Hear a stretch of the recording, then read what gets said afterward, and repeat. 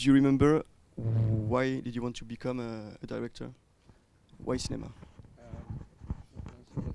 Hello? Okay. I didn't want to become a director. I wanted to be a set designer. And I always, growing up and as a child and then in high school, I always was interested in buildings and architecture, interiors and that kind of thing. And I saw those big Hollywood movies, which had wonderful sets. And so I decided I wanted to be a set designer for the movies when I was about 16, I think. And so I asked an architect in our town. I grew up in a little town in Oregon, on the west coast of the United States. But it had a very good architect, and he was doing some work on our house. And I asked him what would be the best way to prepare at college for a career as a set designer in the movies. And he said, go to architecture school. So I did. I went to architecture school at the University of Oregon. And I had no idea. I didn't even know what a director did or producer. I knew what actors did, and I knew what a set designer did, but I had no idea what a director did. And I wasn't aiming to be a director. But eventually, I was at the University of Southern California Film School, and then I began to see what a director did. And then I became a director. And I never became a set designer.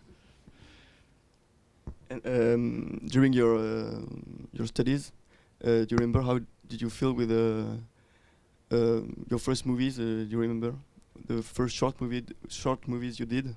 Well, I did everything. I was the cameraman and I did the whole thing myself and wrote the narration for these films but that was not really being a director. I mean, I was then a documentary filmmaker. I made 3 films like that, and then I was offered the opportunity of directing a feature. It's really interesting for us because our very first experience in this cinematographic experience is in a school in the first year is doing a documentary project. So it's our starting point. So how has it happened? How did you move from the documentary to fiction? It wasn't that sweet. And I said that life went on sweetly in the court at Delhi. It wasn't all that sweet. There were horrible things that went on there as well. Terrible, terrible things.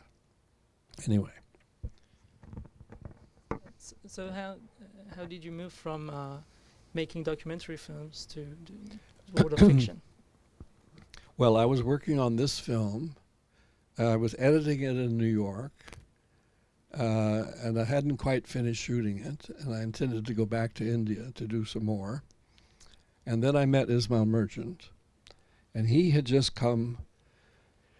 He had a life in New York also. He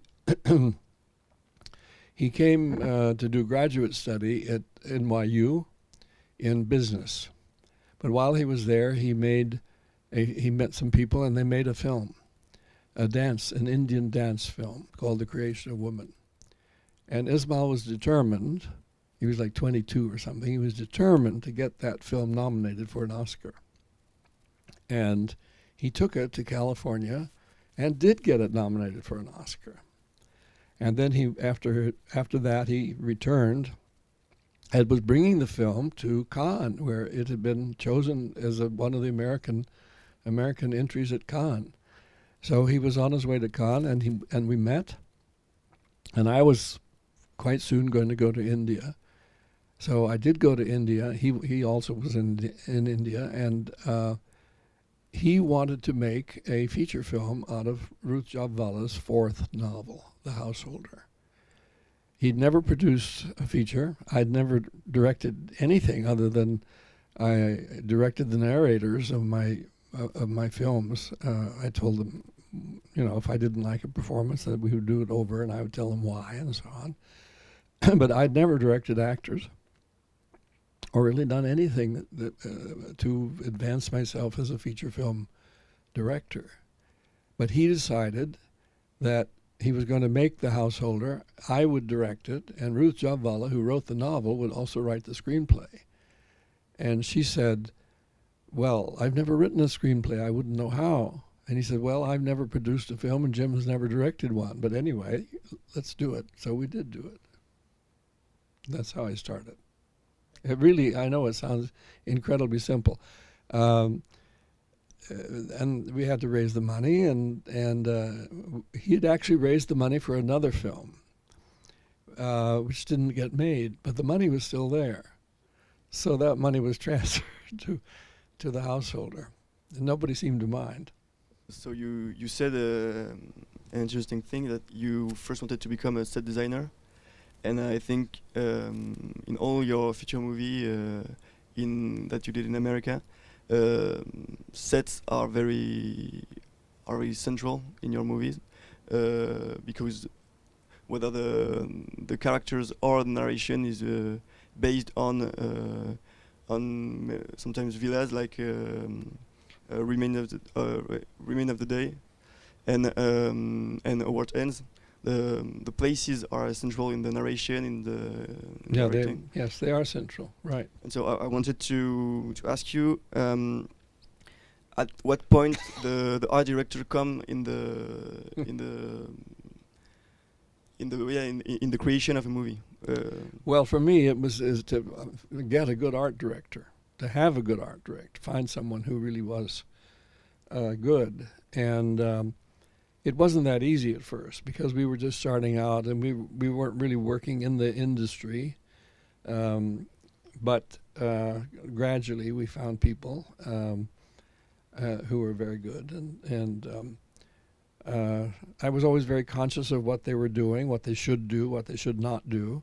And I would speak up if I didn't like something, or I would suggest things, and I still do that. I mean, if I were to make a film right now, I'm sure I would get very much involved in the art direction, and not in the sense of telling them how to do it, but just in a kind of oversight, you might say.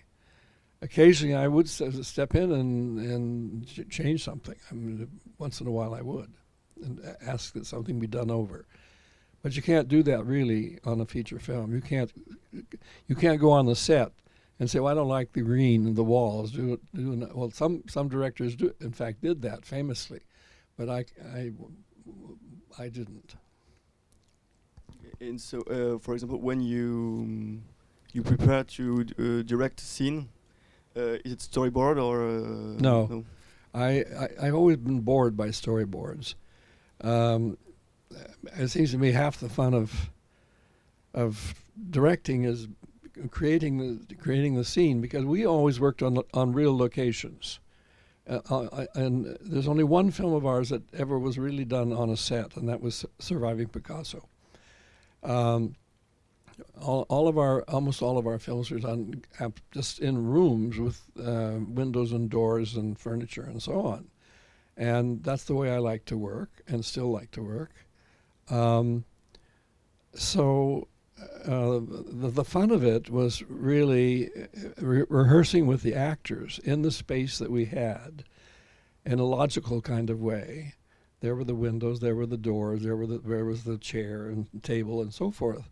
And gradually we would work out the scene and in a rehearsal, and the cameraman would be there, and the sound engineer usually, one or two others, the script girl, and we'd work out the scene in that way. And then once we were all satisfied and we agreed that we liked it, and the cameraman was happy with the angles and so forth, and the light, where the light was coming from, then the actors would go off to be dressed and made up and their hair done and so forth, and the cameraman and his lighting people would then light the set, and they'd come back and then we'd shoot. But I never did a storyboard. I did actually do a storyboard on my very first documentary, which was a film I made in Venice. but I'd already shot it. So it wasn't that I did it, and I mean, I did a storyboard after the shoot, which I know doesn't make sense, but I was having trouble editing it, and I was wondering, well, should this go here or there, and so on. So I did a storyboard, but that's the only one I ever did. But as I say, I always found that idea boring.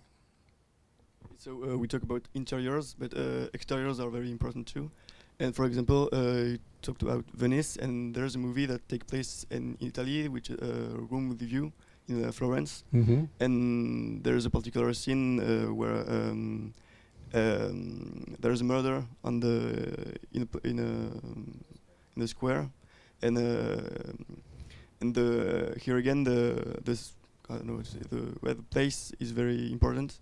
And was it written in the novel and in the script that it was this particular place, or did you choose it? It's in it's in the novel of Forster. It's in the Piazza Signoria in Florence, and so we hired the square. That's what you can do that in Italian cities. You can hire a square for a particular reason, maybe have a political rally, maybe shoot a film, maybe have a party. And we had 3/4 of the Piazza Signoria, but one side there was a group of wives and angry wives and mothers were having a conference in one corner while we were shooting. But as I say, the murder was described in the novel, and it was quite obvious where it ought to be, because as you see, the murder happens, and then Lucy faints or is caught by George Emerson, who then carries her up into the big building next to them, and she sits her down, and so on. So naturally, we had to rehearse it, and there were a lot of extras, and then there was the group of young men among whom the murder was going to happen, and all that was it was all very carefully rehearsed. Had to be, because also time passes very quickly, and I think we only had that day. We had to do everything in one day. So maybe you talk about the actor. Yes. What is the part of improvisation with the actors on set compared to the screenplay? Well, I've always believed the actor takes the screenplay, and of course they memorize their parts, and they know their parts. I've always believed in letting the actor show me what he or her had prepared, whatever it was that the way he or she wanted to do it, and to just demonstrate. I never said you have to do this or that. I mean, there are obvious certain things you have to tell them, but on the whole, I believe that they have to show me what it is they want to do, and then if I'm not happy with it, then I ask them to change. But it's like everybody on a film, really, who plays an artistic role. These are artists, and artists have to be allowed to show what it is that they have thought up and felt that they want to do, and you have to let them do that. It's a terrible thing to not let them do that. I think it's really a bad way to work, to tell them how to do exactly every single thing, and they don't like it. Actors hate that. So I just ask them to show me, and they show me, and usually I like it. And if you're working with great actors, people like Anthony Hopkins and Vanessa Redgrave and Daniel Day-Lewis and so on and on, they've thought deeply about what they're going to do. And they've rehearsed it mentally and maybe with each other before, and they know exactly what they want to do. So it would be a terrible thing to not let them show you what it is that they've thought up.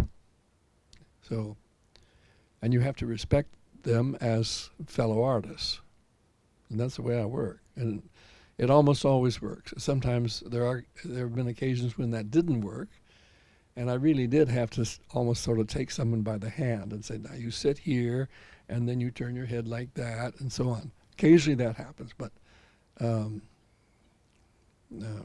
not very often. And there is with your co-workers, so with your actors and your co-workers, and Ruth and Ismail, there is I think quite rare faith and trust between your family, you're building with them. How did you work with Ruth and Ismail? You worked with them for years and decades. How did you work together? Well, I always said that Merchant Ivory was a bit like the United States government, or the United States government used to be. I was the president, Ismail was the Congress, and Ruth was the Supreme Court. And we had a balance of powers. And nobody interfered too much in anybody else's sphere. I never, for instance, interfered in Ismail's business affairs. And if I did, he got very angry. And Ruth, she was a writer, and a supremely talented writer. I didn't believe in turning on its head the things that she had written and changing everything and so forth. And the two of them never, for instance, came on. I mean, they rarely ever came on the set. I mean, Ruth almost never, ever came on the set. And Ismail would drop by for, an hour or so to see how things were going. But he also stayed away and was entirely left up to me to just do what I wanted to do on the set. And that's how we worked, and that it always did work. Now, occasionally, Ruth would write a screenplay, and then she'd give it to me, and I'd think, oh my God, what is this? And then we'd argue, and I'd say, well, particularly if it was an adaptation, I said, I wanted to have that scene. That's a wonderful scene. It's not there. Where is it? And so on. And she would tell me why it wasn't there, and eventually I would agree, or sometimes I wouldn't agree, and I would insist that it be there. And that's just the way we worked, and we all had respect for each other, and I think in a kind of way we were equals. I mean, I wasn't nearly as smart as Ruth, or as smart as Ismail, but still, I was the director, so I was the president.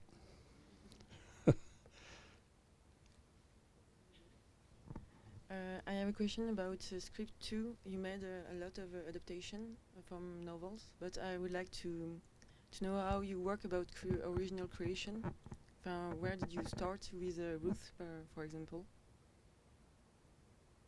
Well, in those early films, the Indian films, the idea of making a particular kind of film or about a particular subject was my idea. But as Ruth was the writer, she would then have to carry that out somehow. She'd have to find a way. And for instance, I said at one point, about Shakespeare Walla, I wanted to make a film about a group of traveling actors in India. And Ruth liked that idea, and particularly as we had met a Shakespearean troupe of actors who were going around India. And that interested her very much. And then when we made The Guru, I wanted to do a film about a great Indian classical musician and his disciples. And that was my idea. And then the next one was Bombay Talkie. I wanted to make a film that was set in the Indian film industry, but also set in an extraordinary hotel in Bombay called the Taj Mahal Hotel, which it was just incredible. It was a movie set waiting to have actors and crew come in, and with a fabulous staircase that went up like 6 stories like that. And I wanted to make a film in that place about the Indian film industry. So we thought up Bombay Talkie. It became the sort of melodrama, and so on. I mean, I would have the idea of the kind of film I wanted to make. Ruth would then write the film, And then, and if I was also a co-writer, then I would write things too. She left some of the writing in all of her scripts to me. I was the one who supplied the descriptions of places, for instance. If a scene was set in a certain kind of place, I would write that part of the scene, and then she would go on with the dialogue and most of the action or some of the action. So we combined our talents. That answer it? On this subject, I would like to ask you, to which extent do you change the script on the set, if you do? I sometimes you have to. I mean, the sets themselves force changes. You think you got it, and it says, what's in the script is an ideal situation, but you may not have that ideal situation when you actually come to shoot. The place where you're going to shoot may be small and cramped. It may be the wrong season of the year. Instead of being summer, it's winter, and so on. Instead of being day, it's night, and you have to adjust. I mean, you just have to. It's not that you rewrite the scene as such. I mean, the action and the dialogue and the emotions have to be the same, but you have to somehow fit. You have to fit the scene that's been written to the actual location and time of day and time of year that you have, and that's what I would do. And sometimes, if it was a modern story, I mean a contemporary story, the actors sometimes would suggest very, very good dialogue changes. I mean, actors have wonderful suggestions about how to say things sometimes, or certain slang and so new things that she wouldn't know about, and that I might not know about. So I was always very, very glad to have these suggestions from the actors on that kind of thing. But there are other films where it was not possible to have suggestions from the actors, because the actors do not know how to speak the dialogue. They cannot think up the dialogue of Henry James or Ian Forster or even Ishiguro. That's not possible for them to write, and so they had to stick to what the actual written dialogue. It's matters of style and period. Has it happened to you to have an actor in front of you who don't agree with the script? I don't know. Maybe he tells that I don't feel saying Yes, this or that. that happened with Paul Newman. And what do you do in this situation? You either have a fight, or if you don't want to have a fight, if it's Paul Newman, you don't have a fight and you back away and let him say whatever it is, and you think, well, I'll get rid of that in the editing room. So.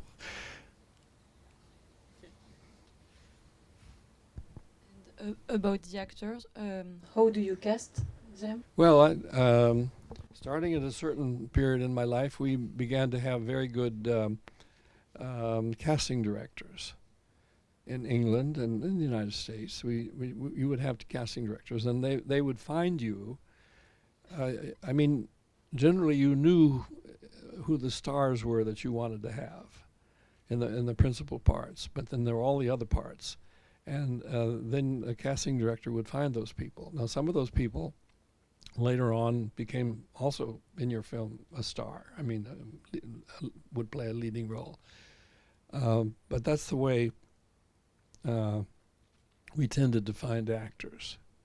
But occasionally, there was someone we wanted to have, and we just went to their agent and said, we had sent the script and said, we want to cast so-and-so in this part.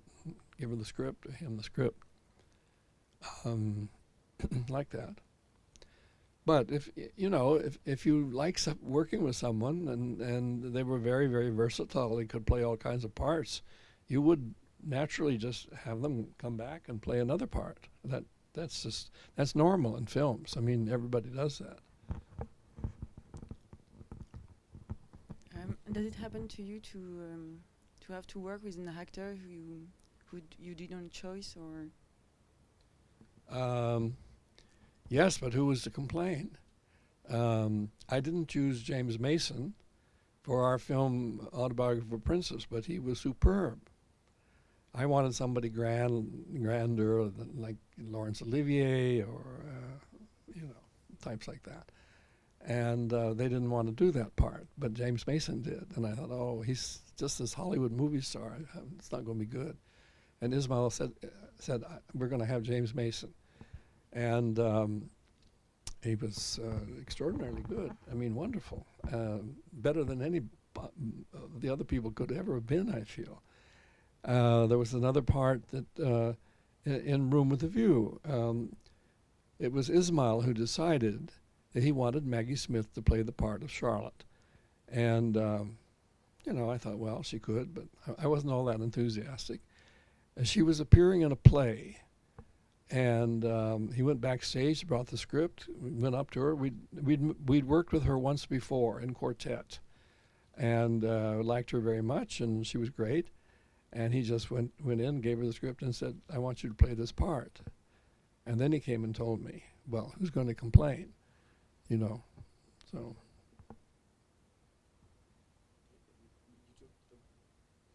I've never had somebody forced on me that I didn't like or I couldn't get along with. That never happened, luckily.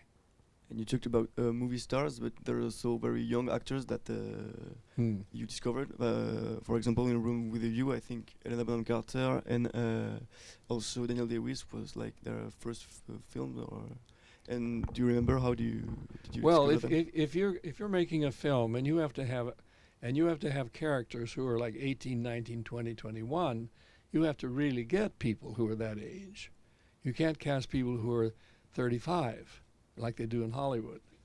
And you just have to find young actors and trust them. But you do. I mean, there's something about people's individual personalities and appearance, and usually if they come to you from a casting agent, they are talented. You know they're talented. The casting agent makes sure they're talented. They're not going to send you somebody who can't act. So you just have to trust them, and it always works out. It always did for us. I don't think there was ever a time when we gave a very young person a major role and they couldn't do it. When we made Shakespeare Walla, Felicity Kendall was 17, and I knew she was the perfect person in appearance and every other way. But plus, she was a Shakespearean actress at 17, and I never ever regretted. She was perfect, and so you just have to do it. You have to trust them.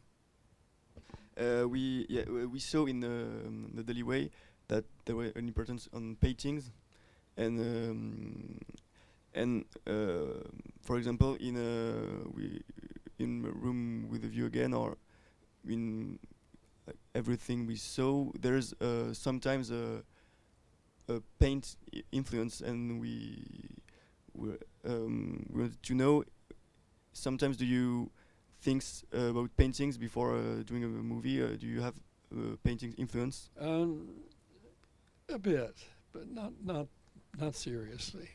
Not a lot, no.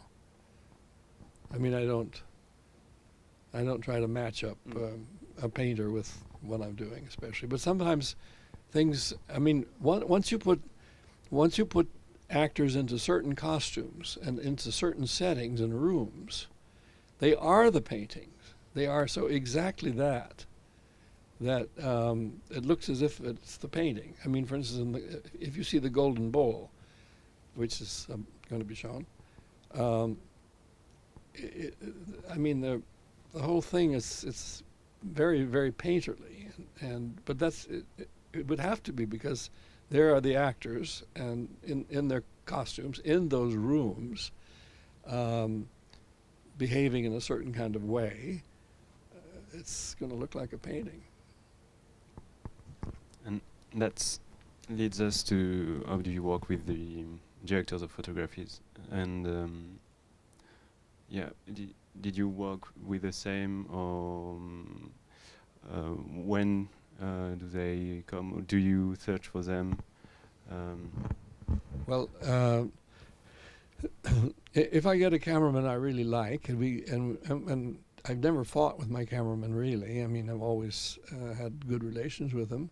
I like working with them, and if I've worked with them before and I really like them, I like to get them again for a new job. But sometimes I can't. Sometimes they're busy, or something, or they're not well, and then I have to get someone else. But it would be someone whose style I've admired. I mean, I've seen other films that they made, and I liked the look of them. And then I meet them, and it seems to me that I would get on with them. And then in the actual work, I never ever believe that it's my business to exactly frame the shot.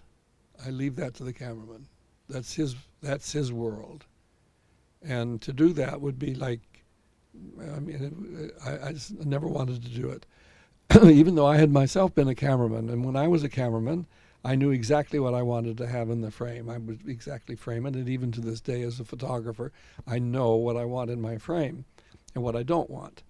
But I would never tell the cameraman, once we were working with actors on a set and so on, I would never then go to look through the viewfinder and then say, no, I don't like this, and let's do it, and then sort of fiddle around. And I wouldn't do that. Occasionally I would say, I'd like to see a bit of that over there, and then he'd adjust the image, that kind of thing. But I would always leave that to him. I thought I should.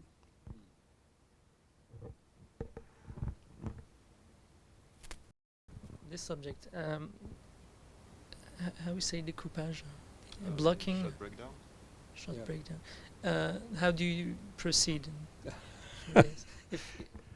Well, that's interesting because when we made the Houseolder on the first day of shooting, and we had Satyajit Ray's cameraman, Subrata Mitra, a great cameraman, and he came on the set, and we had a rehearsal of the scene. It was up on a rooftop in Delhi. And we had a rehearsal of the scene, and he said, well, where's the shot list? Let me see the shot list. I said, the what? And I hadn't bothered to make a shot list or make little drawings like this. And he said, I want to see the shot list. I have to have a shot list. I want to know, I mean, we have to plan we have to plan the day's work. And so I said, well, I don't have a shot list. And so we sat down. He was rather irritated. And we made a shot list. And then I had to understand, well, when you have a shot list, it's not just a list of things happening. It's also depends on, it has a lot to do with lighting and the time of day and all these kinds of things. And he has to plan his shooting day around the order of way you take the shots. I mean, the traditional way, the classical way, is you do the long shots first, and then the medium shots, and then the close-ups, then the inserts. And that was all new to me. I had no idea that that's what people did. It had never occurred to me that you had to do that. And that's how from then on I had a shot list. But he told me himself, he said, Ray makes shot lists, but he just throws them away in the middle of the day. So I never did that, but I did make a shot list after that. Mostly. After the rehearsals, always? Hmm? You did it after? Yeah, after the rehearsal, yeah. Okay. Yeah. Did it happen that one day you have a doubt about the scene, and you have to redo all the shot list? Well, yeah, sometimes you would combine shots, or you would do because of the camera moving. I mean, going around, you could combine things, and yeah, I would change the shot list, sure. Or the cameraman would say, well, we can do this much better if we do this. So yeah, it would change. It was not a permanent thing. Okay, maybe talking about the editing, I wanted to know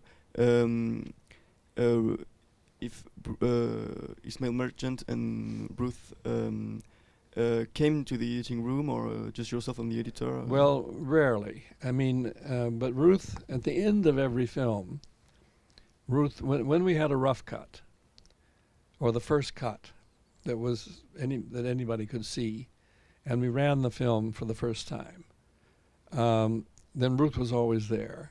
And then, and only then, would she come to the editing room.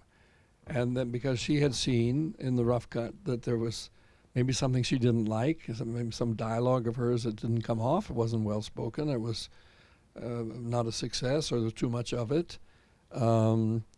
Maybe she felt that I was lingering. I mean, I'd put a lot of stuff in that we didn't need, and the scene was just too heavy and long and boring and so on. And so she was there, and she'd come to the editing room for about a week, and she considered that as part of her writing work.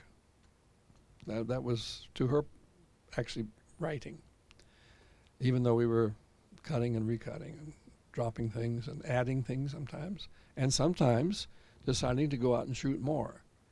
Sometimes we'd arrive at a finished cut that was almost finished, and then secretly, because we would never tell the financiers we were going to do this, secretly we would get everybody together and go off and shoot some more. But we never told the financiers. I mean, they would totally freak out if they thought you were going to go and shoot some more. And we heard yesterday that for Maurice there was 2 end version. No, there were. Morris was constructed in the script anyway as a kind of flashback situation, and the story went along to a certain point, and then it went into a big flashback, and then it came forward again and went on to the end. And that's the way. That was the construction of the script. I mean, I wrote the script along with the Kit Harvey, and that's the way I had imagined the film would be. But we then had so much footage, and it was so long, and we just couldn't have a situation like that. And so we eliminated the flashback construction and compressed everything. Yeah. No, we had to cut a lot of stuff out but I don't miss it. I mean, it wasn't that good, really. Did you know on the set, on the shot, that this scene is bad or is not good enough, or is it a surprise in the editing room that it's not working? No, usually you think what you're shooting is okay. I mean, you're I don't know, you're doing it and you're liking what you're doing, and it's only later on that you feel that it's either not first class or it's really unnecessary in the editing room. But not while you're shooting. I don't think I ever shot a scene when I thought this isn't working. If I felt that during a scene that it wasn't going to work, I would then redo the scene then and there. I mean, I would change the dialogue or the action or whatever it was, and then shoot it. But I wouldn't shoot something that I felt was a total mess. To what extent and from which point do you interfere in editing? Interfere? Yeah. Or I never thought I was editing, interfering. directly. No, I'm there all the time in the editing. I sit in the room all the time with the editor, and and that's because there are particular moments that you see in the rushes that you want, and sometimes the editor isn't aware of that. I mean, you have to tell them, I like that take, and I don't like that take so much. You have to be there to tell the editor that, because he can't read your mind. And for years and years and years, we would shoot the film and then we would edit it.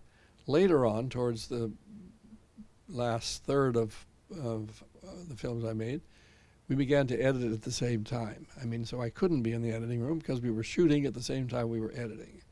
And so the editor would be there cutting away, and then I would come in on the weekend and see what he'd done. As I say, usually I was always there. Not watching everything he did. I mean, you can't do that. In fact, it's rather boring. I'd be there with a newspaper, but and maybe asleep. How did you work with composers? When did they arrive in the project? Do you leave them the screenplay, or do they watch the first? Yes, they would. They would have the screenplay and read it, and sometimes they would give some suggestions about the actual music that had to be in the film. For instance, the source music. I mean, dance music, or say people are at a concert or whatever it is. They would have a suggestion about the kind of music they thought would be good, or a particular piece they liked. And so they would make those suggestions, and usually I carried them out. Usually I went along with it. And then you'd have a cut of the film, and then they would always be present, just like Ruth would be present, so would the composer be present, and see the first cut. And then when you had a cut you really liked, and it was finished, and it was the right length and all of that, then you would start working with the composer. And they would have a version of the film, which they could work with themselves and run backwards and forwards and get timings and all that kind of thing, and think about the music. And then occasionally, well, a point would come when they would want to. They've tried some things out, and they want you to know what it is, and they would then tell me to come, and they'd play some music with the actual picture. But within stages. And I know some director write in the script music they already thinks for a certain scene. Did it happen to you that you Once knew in a while, sometimes, yeah. Sometimes I did. And you were did you sometimes write? There was be a piece of music that I wanted to have, and I can't just offhand think of anything, but there were times like that. Do you sometimes write listening to music? No. You mean while writing screenplay? Yeah. No. Okay. You turn movies in a lot of country, and in second year we have to go to turn movie in with another student in Foreign countries. Right. So what is go to a country to turn a movie if you are not if you are a stranger? Well, I wouldn't go to the country and make a movie unless I liked the country and had a reason to go to the country. And the only country I ever went to that I wasn't really expecting to go to and had no particular desire to go to was China. But then Ishiguro was writing a screenplay for us, and an original screenplay. And I thought it was going to be that the story was going to take place in Boston and Tokyo. Well, what he wrote took place in Shanghai, and he had a whole completely different thing in mind. So, if Ishiguro writes you a screenplay, you don't throw it away. And so Ismail said, okay, we'll go to Shanghai. And I didn't know China at all, but I went, and I'm glad I did. And that's not a film that ever came out in France, so The White Countess. But normally if I go to a foreign country, it's because I want to be there. I mean, that's why I've made so many films in France and England and India, United States. When you do films in foreign countries, how do you manage to understand the culture and the complexities of social interactions. And it seems that, for example, in your first film, The Householder, we have really the impression that you know really, really well the society, Indian society. How does it work in a family? How do you manage to? Well, yeah, it was because it was based on a novel by someone, Ruth Javala, who had lived for 20 years in India, was married to an Indian, and was in the midst of Indians, an Indian society in Delhi, New Delhi, in Delhi. And so I was really taking my cues from her. But at that point, I mean, I had been to India a couple of times, or once before, and I knew I had observed certain kinds of things, but as a foreigner, I couldn't really know very much about Indian society. I mean, I could grasp certain ideas, and my reading told me certain things, and I had Indian friends, and I was an observant person and an educated person, and so I took certain things in, but not in a way that someone would who'd lived there and been married to an Indian for 20 years. That would be a completely different kind of understanding. And so she was really my guide, and I came to know India in a sense through her and through Ismail. I mean, I learned a lot also from Ismail. So, but it was a completely different kind of thing that I learned. I have a question about how do you work when you're writing? Like, do you tell us how do you work about Call Me by Your Name, or? Well, I just sat down one day when I decided I was going to write the screenplay. I just sat down, and there's the book, and I write in longhand. I can't write on a computer. It's impossible for me. I just can't, and I can't write on a typewriter either. I have to write in longhand, and then when I finally get something I like, and then I type it up on a typewriter. And that's how I work. So it goes book, longhand, typewriter, like that. And eventually, after several months, you have it. It's all there on many, many pages, all pasted together. Do you write the dialogues at first, or you just write some description? And No, I write it as I go along.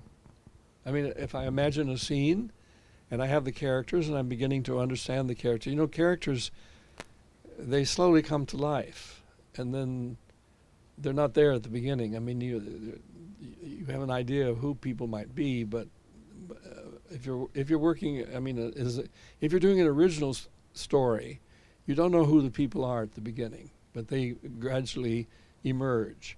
If you're working from a novel, the people are there. You know who those people are.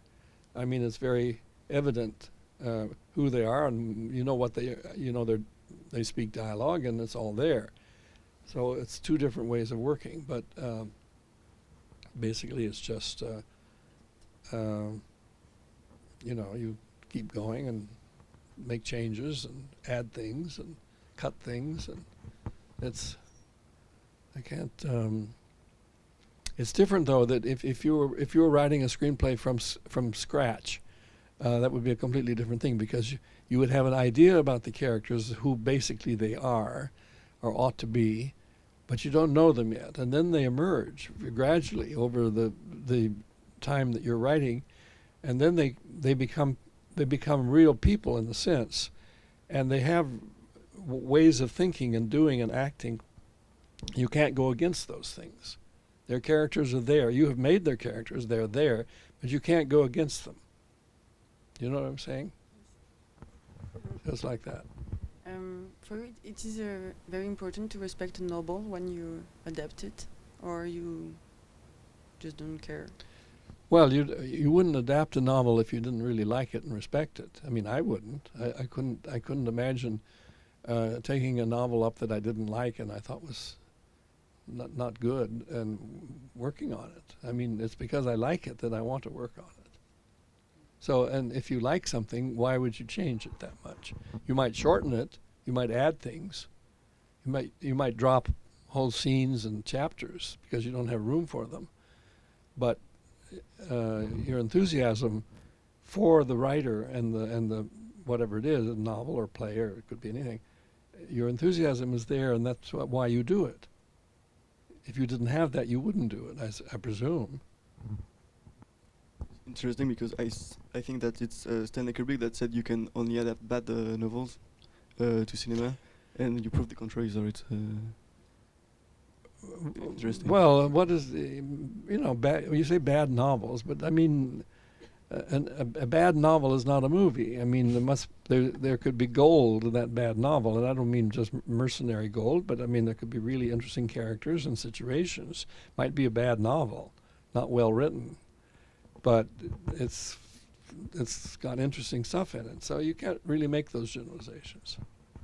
Because I think maybe some directors are afraid that when it's very classical novel or great novel, not to find their place in the narration, where their point of view in the novel, because it's too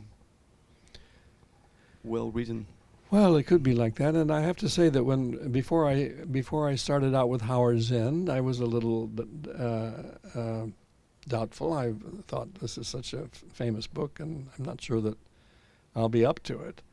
But gradually, it just grows on you, and you get involved. For some of directors, script girl or boy, it's a big partner for a story in general. So how do you work with your script before and on the set? Well, what you mean in writing the script, or? How do you say script girl? Script. Oh, the script. You mean like the script supervisor, script girl? Well, you're very. I didn't have them in my first couple of films. There wasn't anybody doing that. And eventually, when we had enough money to hire a script girl, I was awfully glad that I had her. And because they write down absolutely everything that you shoot. Every last thing is written down. And that is the most valuable document during the editing that there is, practically. Because you can find everything, and they also come forward and they tell you things during the shooting that you may not be noticing, or they often they make photographs of while you're going along, and you're about to make a mistake. You're about to someone smoking a cigarette, and on one they take a puff and then they put the cigarette down on one take, but in the next take they say the word with the cigarette up, and then you want to edit it and you can't because you have to. It's either one or the other, and they note all those kinds of things, every single thing. So they're invaluable. Yeah. Now sometimes they go too far, and they tell you, oh, you can't do that, and then you either disobey or you obey. Was it hard to write for someone else and don't participate in the directing the film? Is there sometimes frustration? That happened with Call Me by Your Name, and it happened again. I have just written a script for Alexander Payne, and I don't expect to be on the set or anything like that. I expected to be on the set of Call Me by Your Name because we were going to, Luca Guadagnino and myself, we were going to co-direct that film. And then it was decided that it should not be co-directed, and so I wasn't around. I don't know. I think it would be difficult to have two directors on a set at the same time, and I'm sure they would disagree. There are certainly situations where you have two directors working, and they don't disagree. So, And after that, when you see the film made, how did you feel? I was happy, generally. I mean, I was sad that certain things that I had written weren't there, and I don't even know whether they were shot. Maybe they were shot, and they just didn't have room for it. I mean, the film was long, very long, and maybe they shot those scenes and they just had to cut them. I never knew. But occasionally I missed certain things that I thought should have been there. But those were very few things and not important things. I know I was happy. Hello, about Call Me By Your Name, I have a question about the screenplay. What did you choose to skip the end, or did they just didn't put it in the movie? The end how? What part of the end? When we learned that Oliver is going to get married. My script was very like that, very similar, but there wasn't the looking into the fire. What was happening, this is when the family was not yet completely Jewish, and they had a Christmas tree. And so the Timothy Chalamet part, he was lighting the candles inside the Christmas tree. I mean, it was old-fashioned Christmas trees with actually lit candles, and he was lighting them like that. He just had the conversation on the telephone, and he was beginning to weep a little bit as he was doing this, and you were outside the tree seeing him in the tree. And that's the scene I wrote. But then the family they didn't have Christmas. The family became completely Jewish, and so the Christmas tree idea was thrown out, and they were preparing, a completely different kind of celebration and feast and religious holiday, and so you had him looking into the fire. But which I like better, in fact. I mean, I loved that shot. I thought that was a terrific shot. Looking into the fire. About the part where they are older, and in the novel, they meet after, and they are adults. Yeah. And why did you choose to skip that? I didn't. First place, I just cut the whole thing. Okay. It would not be possible to. It's a crazy idea to think that you could take an actor like Timothy Chalamet, who was 20 or something, and make him look 45. That's ridiculous. And I didn't want to have that kind of a... And anyway, I didn't feel the end of the story was so buoyant, so it didn't have a kind of rise to it in the book. It was a kind of a falling off, you could say. Okay. And so that's another reason why I didn't want to have it. Okay, thank you. Hello, Mr. President. I wanted to know if you are working on Call Me By Your Name 2, and because I saw in the newspaper that Luca Guadagnino is working on a second part. And my second question is, how did you start working with him? How did you meet him? Okay, well, I'll start with the second question first. I met him at a party in Rome, and I didn't really talk to him very much, but then a few years later, 2 or 3 years after that, he was then asked to direct the film, and he said that he would do it if I would come on as a co-director. And so they got in touch with me, and I said, yeah, I would. But I wasn't sure that was something that I could do, because the Directors Guild in the United States doesn't allow those kinds of co-directing situations. I wasn't sure that I could do it, but then since it was going to be in Europe, I'd probably get away with it. So I said, okay, but I said I wanted to have my own script. There was a previous script, but I didn't like it very much, and I said I wanted to write my own script, and they said fine. And that's the script they actually used. It was my script. They bought it from me, and then that's the one that they used. But then it was decided that there wouldn't be 2 directors. So it was okay. That didn't bother me that much. the other, what was your other question about? That's how I met him. Is there going to be a sequel? Yes. I recently saw Andre Aciman. I've read the same kinds of things in papers and stuff. I recently saw Andre Aciman, the author of the novel, and I said, "Is it true there's going to be a sequel?" And he said, "No, there isn't going to be. That's all nonsense," he said.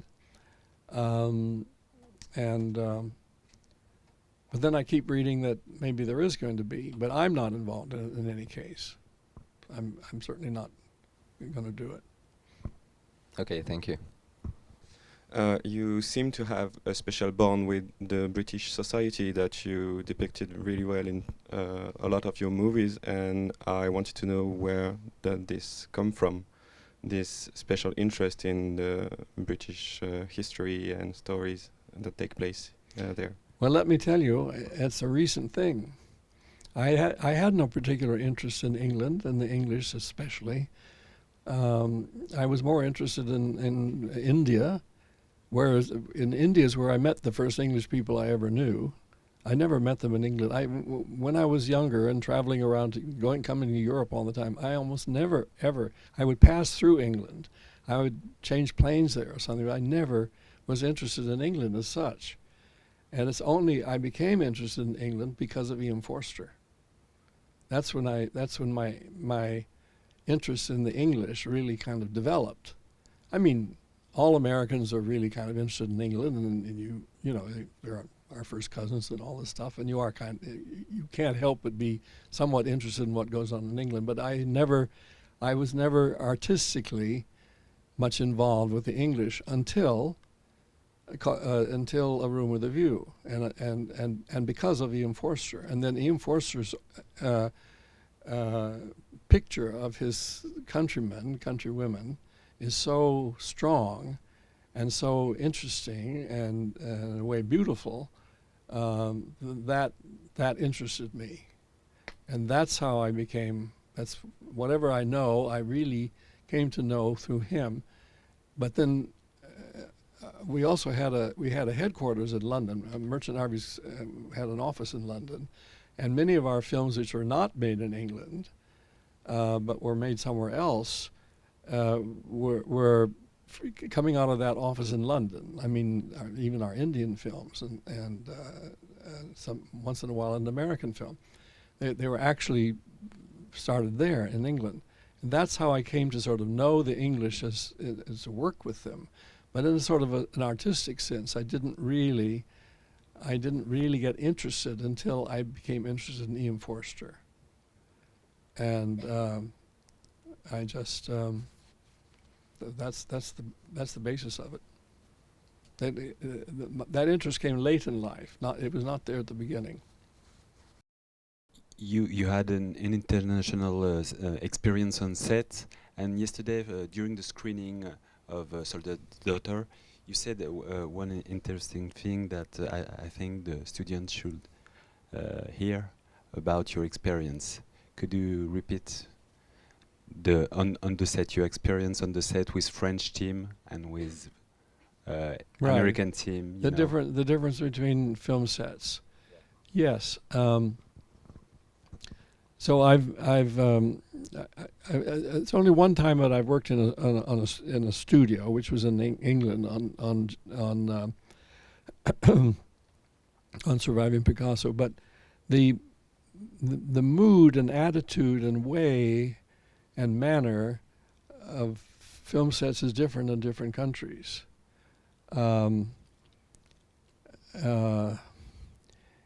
In my country, and I've been on American film sets, and I've also shot in the United States. It's quite a lot.